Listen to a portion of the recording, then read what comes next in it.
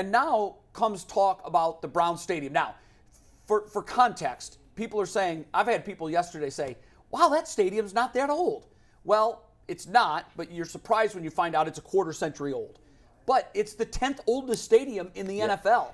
That's how just the way quickly this now goes now. That's how it works. And it's not a good stadium. Let's face it. It's a bad stadium. Yeah. I mean, as it was built, when I was in the very first game when the stadium opened, and I just remember thinking, feels like a glorified high school stadium. It just felt chintzy. Yeah. And it wasn't substantial. When you walk into AT&T in Dallas, I mean, it's a eighth wonder of the world, for crying out loud. It's a castle. You go out now to Los Angeles and you go through that stadium, and it's a behemoth. It's a showpiece. That's what they build these days, because they build a lot of things around it. And the plan in Cleveland is to do that. They want to develop a lot of the lakefront area. But according to this new report, and I want to preface this NEOtrans blog reported last summer. They had some things right, but they were wrong on some things too. So I want to throw that out there. I believe that a lot of this information is probably true, but their track record is they missed on some things last summer. But according to this NEOtrans, or this piece yesterday, the Browns and the Haslam Group hired a firm, the firm that built the Vikings' new stadium, to basically do a feasibility study. They wanted them to look at the old stadium at FirstEnergy and to see the feasibility of upgrading that stadium, making bigger concourses, making some structural changes, as well as either adding a fixed or a retractable roof. So they looked at the feasibility of that, and then they also looked at the feasibility of buying land somewhere in Cleveland and building a brand new stadium. Most likely domed, because right now that thing's used maybe 15 dates a year, maybe. Yeah. The Haslams want to turn that into a moneymaker, right, maybe 3 times a month, 4 times a month, big events, concerts, tractor pulls, whatever, whenever. Maybe the Super Bowl. Maybe. The cities that have built new stadiums in this last round of new stadiums all got Super Bowls. All got Super Bowls. You know, you're talking about Minneapolis. Right. Detroit had one not long ago. New York had those one. Are all they didn't bigger even build cities. a dome. Do we have enough hotels? That's the big question. Yeah, We've never hosted a Super Bowl, obviously. Now, we've done pretty well with big events in the past. Absolutely. In 2016, we hosted more big events than any city in the country. We had the RNC, we had the World Series, and we had the NBA Finals. Plus, in the last few years, you've had the NBA and MLB All-Star games. Right. So has the Final Four been here? Not yet. Okay. Now, the Super Bowl, I think the women's Final Four is coming. Coming next year. Yeah. Now, the Super Bowl is a different beast. Sure. Bigger it's a completely different beast. Yeah. The number of hotel rooms that you need, I would think, vastly exceeds what we have, and also what we needed for the NBA championship round, as well as the World Series. Anyhow, this feasibility study that was done basically concluded what everyone thought it would. That stadium was not well enough built to start thinking about putting a roof on it. Yeah. I mean, that seems like something that you would see, you know, some guys build a fort, some kids build a fort in the woods. Right. Probably not very safe.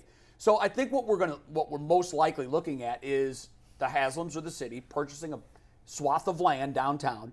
And oddly enough, the piece of land that has most been looked at is where we are sitting right now. Right next to us, right? Here. I mean, they want to take over this too? Yeah, well, if they use the footprint that's been discussed, this building would be gone. Wow, I didn't realize it was coming all the way to us. I didn't think it was that far. So the footprint that you would need would be 4 city blocks. Yeah. You would need from 13th, East 13th, all on Lakeside. Yeah. East 13th to East 17th. Well, everything east of us is abandoned, basically. Well, there is, I think, the FBI building, but everything east of that is east. Yeah. Well, it's old factories. There's a homeless mission on Lakeside. Across the street. Yeah. Yeah, so all of that would be displaced. All of those old factories knocked to the ground. There is enough room. You just have to buy out WKYC. Right. You have to buy out the FBI building, and those buildings would need to be relocated. So that would come at a big price tag. Yeah. But one way or another, what they're looking at is buying some land here, which is directly across the railroad tracks and I-90 from Burke Lakefront, to give you some sort of reference of where it is. So it's only about a driver and a 3-iron from FirstEnergy, where it is now. It's not that far away, but obviously this would be a major undertaking. They would have to start construction most likely by 2026, and it sounds like it's a long way away, but it's not. Nope. The Haslams timetable for all of this is faster than the city's timetable because the Haslams obviously don't want to get caught between a rock and a hard place where they have no negotiating power. Sure. Yep. Right now, they go to the city and say, guys, we're six years off. This is what we want to do. We can do it with you or we can do it on our own. So according to this article, the talks between Mayor Bibb's office and the Browns have stalled. They haven't gone anywhere. That doesn't mean that they're at an impasse completely. They just, maybe because time isn't exactly of the essence, they can put this off a little bit. What do you want the stadium to look like? Do you want it to have a roof, and where should it be? Is a suburban option? Right. I mean, I don't know from an economic standpoint what makes sense. I will put that out there. I'm no economist. I do know that I think owners should pay for their own stadiums, but for the most part, that ship has sailed. However, I do think they need a new stadium. Yeah. And to me, it's 100% should have a roof. I understand there's a segment of the fan base that's like, we're tough and we can sit in the cold and the snow. But most people, in reality, don't want to sit in the cold and the snow. No. And You want it retractable? absolutely. I mean, that would be ideal. Yeah. So if you had retractable, you could still have grass. Yep. Right? You know. Which the players do prefer over the turf. Well, Absolutely. and the union prefers it too because we've seen these synthetic turf stadiums. There have been a rash of injuries, and they're still compiling data to see Yeah. if there's been more ACLs. I mean, if you're But going it to feels spend like this there kind have of been. money anyway, and you're Do it going right. to do this, you got to do it right. Yeah. Don't. If you're spending whatever billion, I don't even know how much it costs. Right. An absurd amount of money. It'll be over $1 billion. Right. So don't cut it off at 80%. Go the full way. Yeah. Now, one of the things that surprised me as I started Yeah. putting all the timing of these stories together, Yeah. the Haslams just spent to get 25% interest of an NBA team no one here cares about. Right. The amount of money that they could have built a brand new stadium with here. So if Essentially. they try to cry poor Right. and say, nah, the city needs to pay for it, guess what's going to happen? That's right. This city, Anarchy. as much as we love football, they're going to tell them to pound sand. Right. Because you just spent the amount of money you could have built a stadium for an ego purchase. That's right. Which So makes don't cry yeah. poor to us and ask No, us no, no. to now, tax incentivize your stadium. It won't work. No. It seems important to me, though, that the stadium stays in Cleveland. As someone born and raised here, do you agree with that? Or I do you absolutely think it belongs downtown. I Yeah. don't want to see it go to Independence. One of the things I've heard, where the Topgolf is on Yep. Independence? Right. There's a lot of land Independence. there. There's Yeah. a lot of land there. It's feasible. But Sure. the problem that you have when you do that, what the Cavs thought, and this was the trend at the time, you remember in Detroit, they put the Silver Dome way out in Pontiac. Right. There was a thought at the time that you could get that land cheaper and that fans will travel.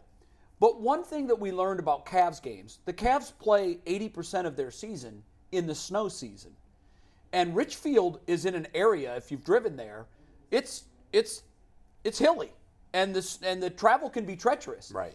And if I'm on the west side of Cleveland, I don't know that I want to travel all the way to Richfield to watch a Cavs game. And when they moved and relocated downtown, it's central for everyone. If you live west, you live east, you live south, you're all converging to the same spot. You're not Right. asking someone who lives on the east side to travel over an hour to get something that might be on the west side of town. So I do think it should be centrally located downtown. And I also think that this should be part of the renovation of downtown Cleveland. 100%. Yeah. And, I would like to see them buy Burke Lakefront Airport, Knock it out. Yeah. put it there. Yeah. It's basically, I can tell you because and you work out there too, our gym right next door to this studio Bo works out there too. has all windows that faces Burke Lakefront Stadium, Yeah. or Burke Yep. Lakefront Airport.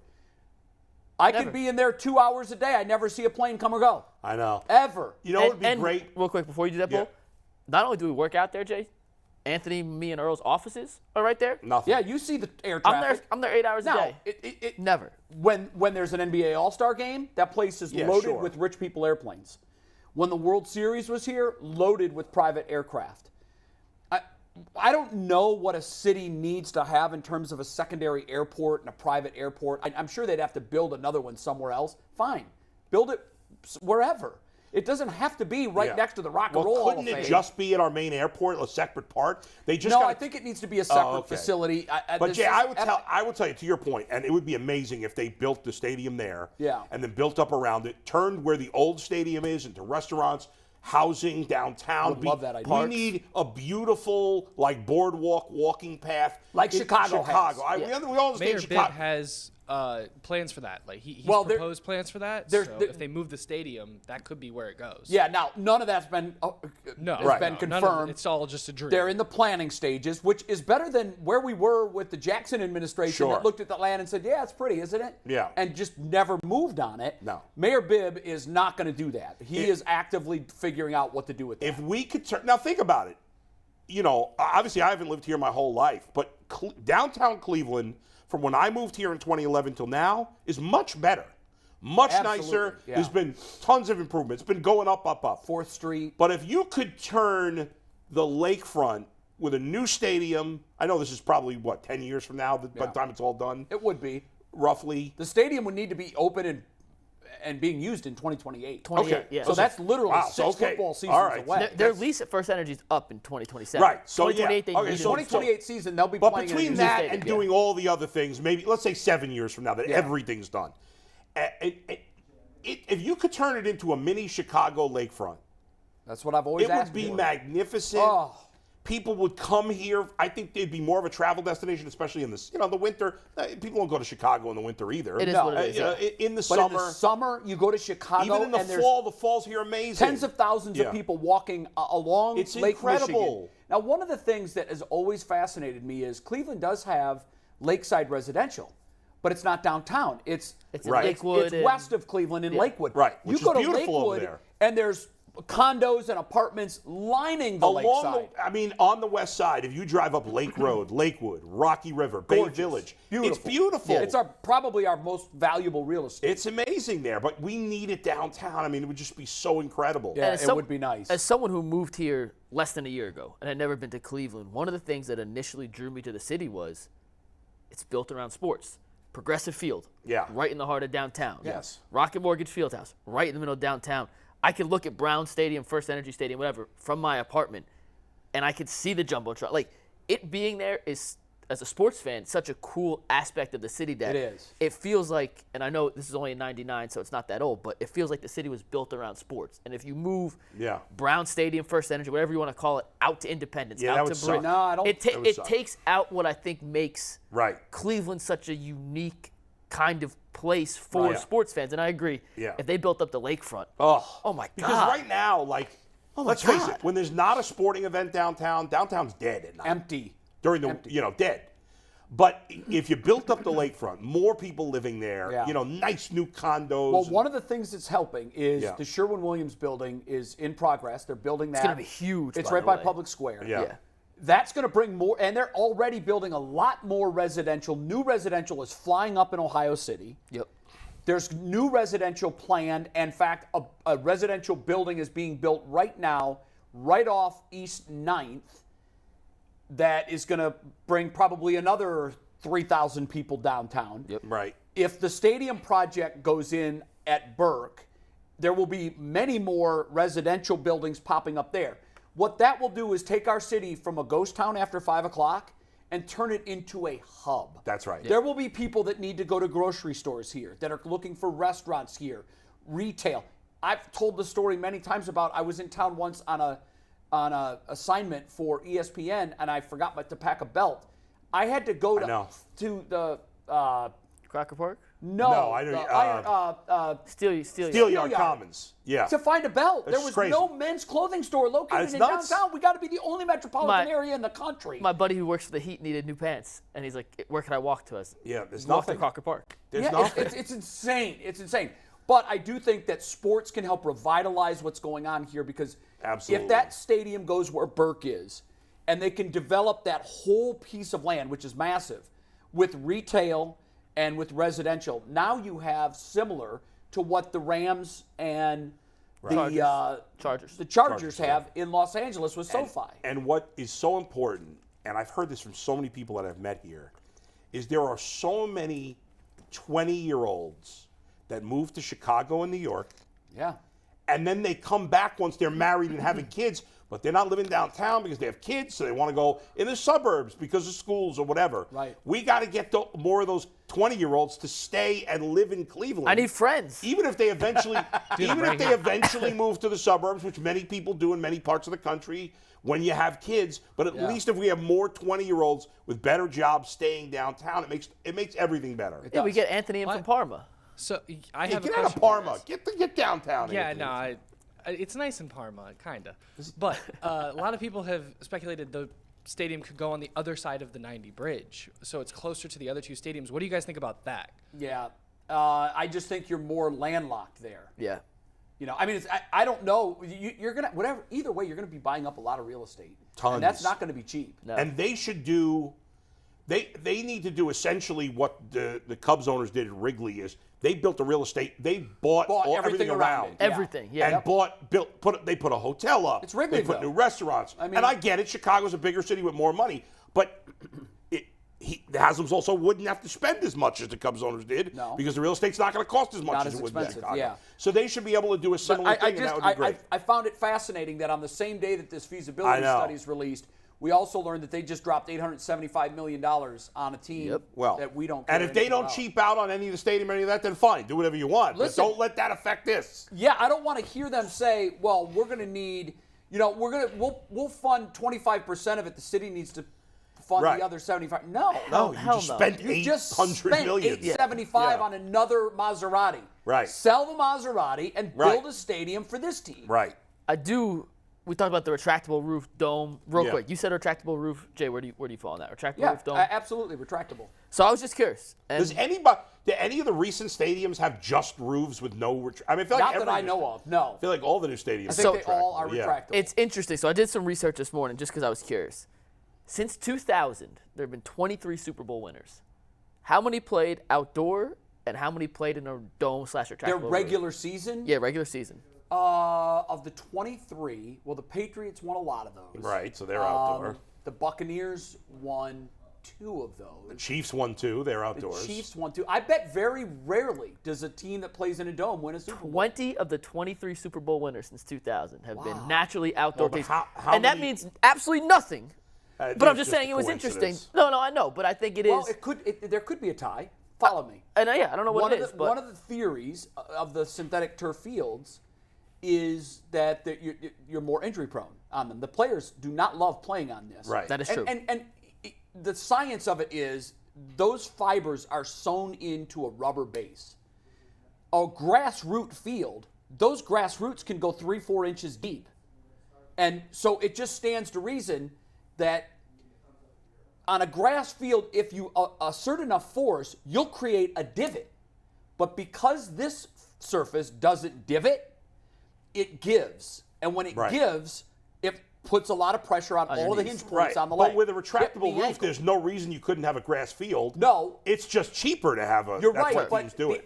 if the outdoor stadiums are winning the Super Bowls, the teams that play in outdoor stadiums are winning the Super Bowls, maybe they're having to deal less with season-ending injuries to key players. What percentage of the teams have outdoor stadiums? I'm not because sure. You said 20 of 33 were outdoor. That's not that high. No, 20 of 23. 20 of 23. 20 of 20. The only 3 teams since 2000 that have been dome teams were the Colts in 2006, the Saints in 2009, and the Rams 2 seasons ago. And they just moved to a dome stadium. Yeah. Everyone else since 2000. I mean, how many dome stadiums are there? Detroit. I don't know. 8, Well, maybe? Houston. I mean, I don't know Let's off the top bring of my Jason head. in. But I'm just saying, Yeah. it was interesting. I didn't think it would be that much. No, And then I- to see 20 of 23. Yeah. Interesting.